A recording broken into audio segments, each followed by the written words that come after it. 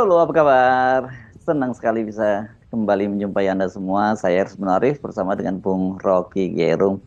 Bung Rocky, Menteri ATR, Kepala BPN maksud saya. Ya, Nusron Wahid kan sudah mengumumkan siapa saja pemilik HGB dan SHM di pagar laut itu.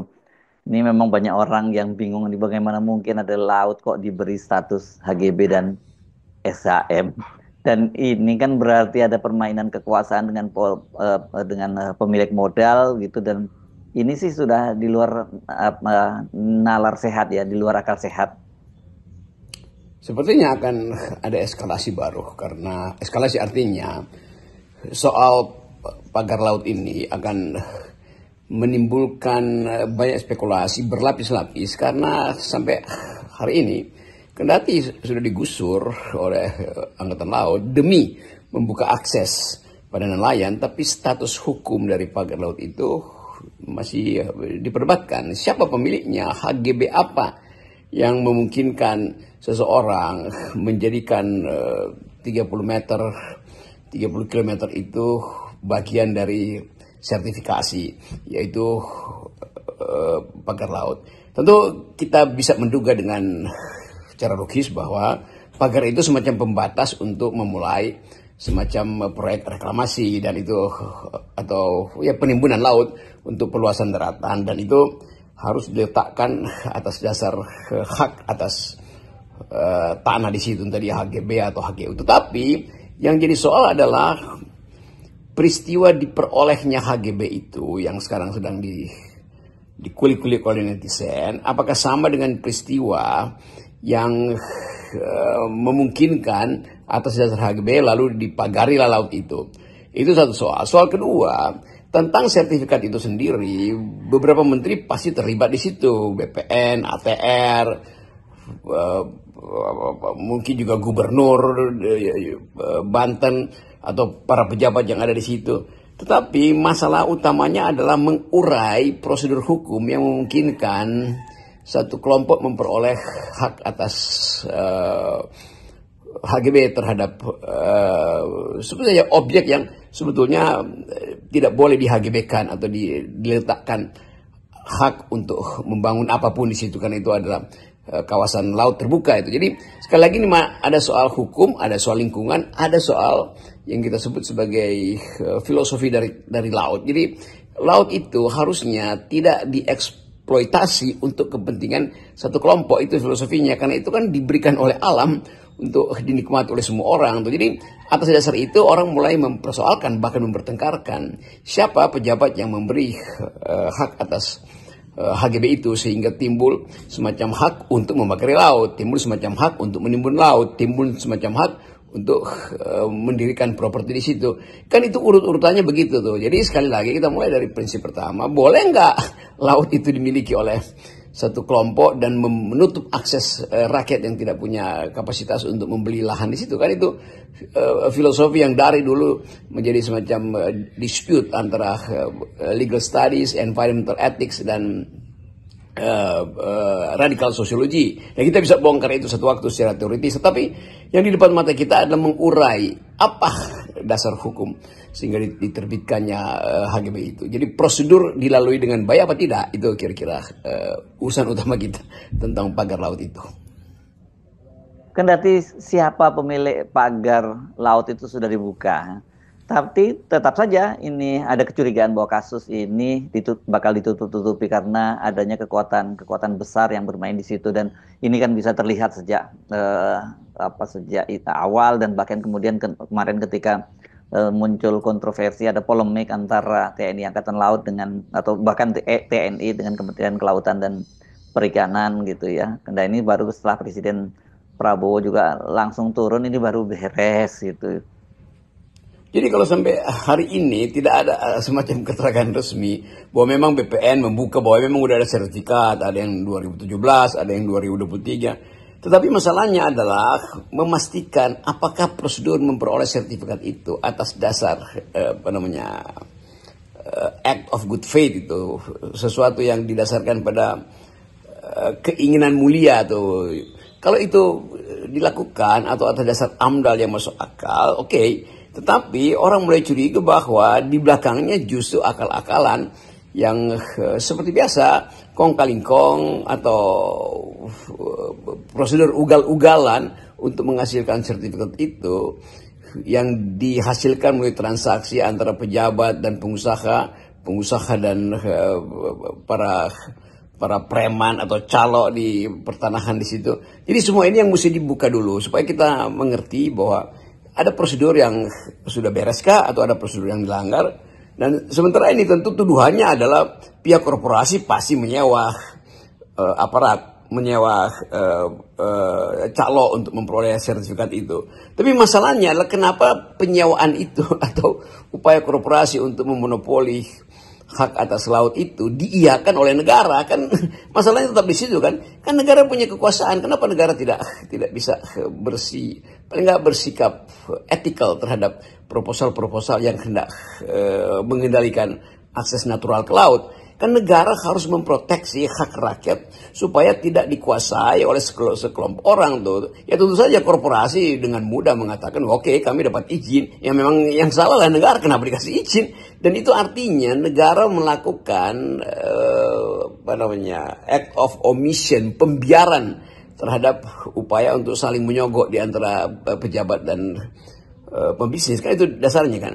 Nah, kita bisa lihat tindakan pemberian itu apakah sesuai dengan prosedur atau memang di belakang layar ada tukar tambah bisnis atau bahkan tukar tambah kekuasaan. Di era mana? Di era Pak Jokowi tentu saja tuh 2017 itu era Pak Jokowi, 2023 itu era Pak Jokowi. Jadi tetap ini adalah soal yang akan jadi skandal sebetulnya. Dan kita tahu bahwa setiap skandal itu di dalamnya pasti ada berbagai pihak. Kita tunggu aja proses ini. Yang tidak bisa kita tunggu adalah keinginan rakyat untuk segera mendapat kejelasan mengapa hal-hal yang ada di depan mata itu tidak bisa diselesaikan di antara menteri-menteri kabinet yang ada sekarang. Ya tentu karena ada masalah dengan kabinet yang lalu. Tetapi rakyat ingin tahu supaya jelaskan pada kami rakyat apa sebetulnya yang terjadi sehingga antar menteri di kabinet Pak Prabowo itu seolah-olah saling lempar isu atau saling ngintip peluang untuk menyelamatkan muka seseorang atau berupaya untuk cari situasi yang win-win solution, dan itu tidak boleh. Kasus di Banten ini kan hanya fenomena gunung es ya, karena sesungguhnya banyak kasus lain serupa di Indonesia. Dan ini kebetulan Banten kan dekat dengan Jakarta, jadi sorotan publik, sorotan media itu luar biasa. Tapi yang di tempat-tempat jauh, jauh dari sorotan media pasti banyak sekali yang terjadi setelah daratan habis di kapling-kapling. Ini sekarang giliran laut ini di kapling. Nanti kalau perlu sampai udara juga di kapling itu.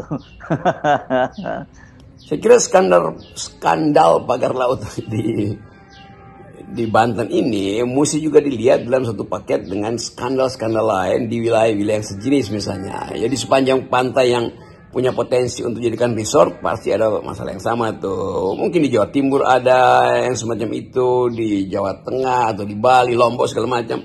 Jadi sekaligus kita mau evaluasi sebetulnya kita sebut aja apa tanggung jawab birokrasi, apa tanggung jawab para menteri, para pejabat pembuat kebijakan ketika era Jokowi sehingga dimungkinkan untuk dibongkar skandal-skandal semacam ini. Jadi kita sebutnya ini skandal karena di dalamnya pasti ada tukar tambah kekuasaan, pasti ada penyelundupan hukum, pasti ada wilayah politik yang tidak dibagi untuk kepentingan elit itu. Jadi tetap kita mau lihat ini sebagai skandal, dan karena dia skandal maka mesti juga dianggap paralel dengan skandal-skandal yang lain. Kan wilayah kekuasaan itu masuk dalam semua era. Di zaman Pak Jokowi bahkan orang nggak mengerti mengapa Presiden Jokowi misalnya mengeluarkan semacam sinyal untuk di PSN kan. Lalu mulai ada dugaan bahwa PSN itu adalah hasil tukar tambah politik, bahwa tukar tambah politik itu menghasilkan kesempatan buat Jokowi memenangkan Pilpres atau paling tidak mendorong anaknya jadi wakil presiden. Itu berarti di dalam kong kaling kong itu dinasti Jokowi pasti terlibat. Kan semua itu jadi semacam spekulasi publik justru karena sampai hari ini kejelasan itu tidak ada. Satu-satu yang sudah jelas yaitu bahwa Angkatan Laut atau perintah Presiden membongkar itu hanya untuk satu alasan, bahwa laut tidak boleh dibatasi untuk akses para nelayan. Nah soal hukumnya masih bergantung sampai hari ini. Jadi kita tetap tunggu satu kejelasan, mungkin ada sidang kabinet khusus atau semacam sesi di DPR yang khusus membahas soal ini, dan keterlibatan para aktor kekuasaan, aktor bisnis, dan aktor pencaloan pasti ada di situ. Tetapi sekali lagi yang akan dituntut oleh negara, oleh masyarakat, kenapa negara membiarkan itu terjadi. Jadi act of omission itu, pembiaran itu sudah satu pelanggaran hukum. Pemberian sertifikat dengan sengaja untuk keuntungan seseorang itu adalah korupsi itu. Dan itu yang ada di depan mata kita hari ini. Jadi kita tetap menunggu orkestrasi ini mau diselesaikan dengan nada akhir apa itu. Jadi kelihatannya fasilitas-fasilitas yang sedang disiapkan oleh sebetulnya disiapkan oleh netizen, yaitu terus menunggu dan akan memviralkan semua hal yang dianggap kontroversial itu, termasuk kontroversi keterangan di kalangan para menteri itu, menteri ATR, menteri BPN, menteri KPK, menteri perikanan segala macam. Jadi semua soal itu yang kita sebut sebagai di dalamnya pasti ada skandal politik. Nah, sekarang kita bicara soal 100 hari pemerintahnya Prabowo, karena kasus pagar laut ini kan terjadi atau dalam rentang waktu 100 hari di awal pemerintahnya Presiden Prabowo. Harusnya yang ini kan nggak masuk, harusnya nggak perlu ada yang peristiwa semacam ini ya. Saya menduga justru untuk mengevaluasi 100 hari pemerintahan awal Presiden Prabowo akan diwarnai oleh analisis atau evaluasi terhadap soal pagar laut ini. Jadi kelihatannya Pak Prabowo harus bersiap untuk menjawab semua hal yang sebetulnya bukan bagian utama dari pemerintahan beliau. Kan Pak Prabowo fokus untuk menghasilkan pertumbuhan supaya ada kemakmuran, fokus untuk memastikan bahwa janji politik pemilu yaitu makan siang bergizi gratis itu kendati terengah-engah secara anggaran, tapi itu adalah wajib dilakukan, yaitu janji. Itu artinya mesti deal dengan DPR supaya ada anggaran tetap per tahun, jangan sekedar dituntut untuk sifatnya voluntaristik. Enggak, ini makan siang gratis ini soal serius. Jadi dia mesti dipikirkan sebagai anggaran yang menetap setiap tahun. Tetapi kalau itu yang hendak dievaluasi, tentu dengan mudah diterangkan bahwa memang ada masalah kekurangan anggaran, dan fokus itu bisa diselesaikan dengan negosiasi dengan DPR tuh. Tetapi soal tol laut ini itu udah jadi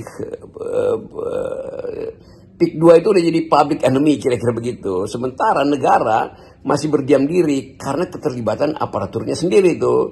Jadi untuk fairness ada problem dengan sebetulnya watak korporasi untuk melakukan akumulasi, tetapi negara harus mencegah akumulasi itu melalui regulasi, bukan negara justru membackup akumulasi itu karena dapat sogokan dari korporasi kan. Tetap negara ada di atas korporasi. Jadi kalau itu terjadi pelanggaran, entah itu act of commission, kesengajaan, atau act of omission, pembiaran, tetap negara bertanggung jawab untuk menerangkan pada warga negara mengapa kau negara meloloskan proposal-proposal yang sifatnya dari awal adalah koruptif, yang sifatnya adalah manipulatif.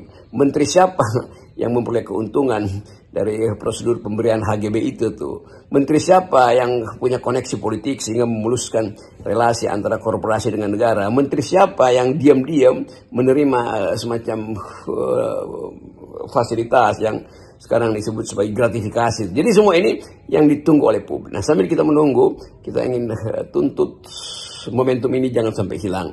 Karena Presiden Prabowo berjanji untuk membereskan soal itu setuntas-tuntasnya. Salam akal sehat. Ya, salam akal sehat.